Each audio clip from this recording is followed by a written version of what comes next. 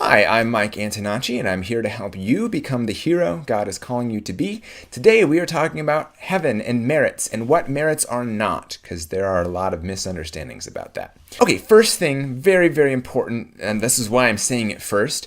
I think the most common thing people will think of when we hear the word merit, especially in a faith-related context, is to think it's somehow earning heaven. And this misunderstanding comes from Catholics, Protestants, secularists, pretty much anyone. And that's not what Catholics mean, or at least not what the Catholic Church means when we say merit. That's very important. So if I see any comments like, oh, you Catholics just want to earn your way to heaven, no, we don't. So don't say that.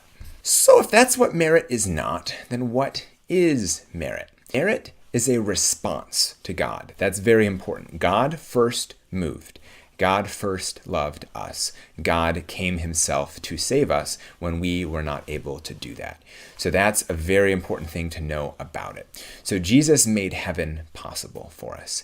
Now, our response to him, we are supposed to love him and things like that. God can ask things of us so that we can build up his kingdom here on earth. We can say yes and we can say no.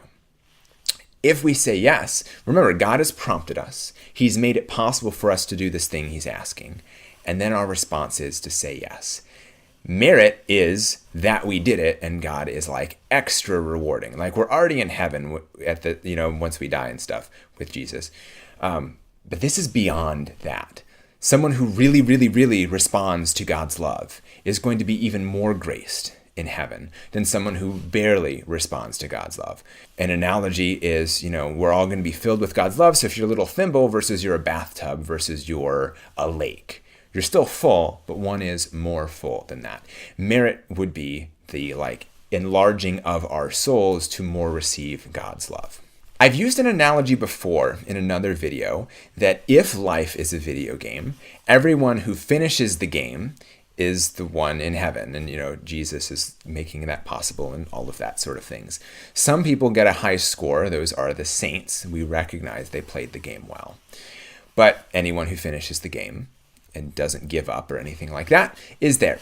So merit can be likened to achievements. Now, those of you who are gamers are probably pretty familiar with it.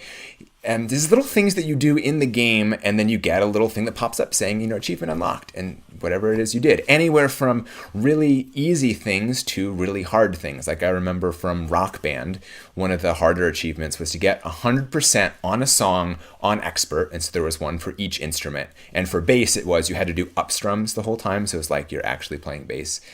So that's an example of an achievement.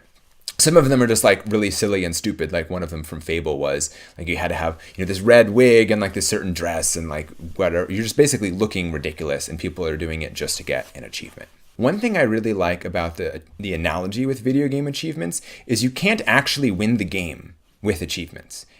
It's just, that's not how achievements work. They don't usually get you anything in-game. They're these little extra things, these little extra badges that display on your profile, but they don't win you the game. How that relates to merit is, if you're responding to God's love, that's a response to God's love. That is not earning your place in heaven, because you can't do that. And in heaven, we get to see the achievements, the merits, the graces that other people have. And we can rejoice in how they responded to God, which is really cool. I actually wrote a blog post about it. What if you could physically see virtue here on earth? That'd be really cool. It'd make it a lot more attractive, a lot more beautiful. In heaven, we will see each other's virtue. Each of these times God is asking us to do something and then we say yes. We're getting a jewel on our crown, or, whatever analogy you want. Which I connected to, there's a habit building app that turns your habits into a role-playing game. So the only way to buy in-game armor is to grow in your habits, your virtues and stuff. So the armor, in a sense, is an external representation of an interior reality that's already there. So play the game well. God is there cheering us on. He designed it just for us, and he wants us to get lots of achievements because he's asking us to do that. He's asking us to build up his kingdom. He's asking us to say yes to him over and over again so that we can receive him even more. P.S. Be a hero today.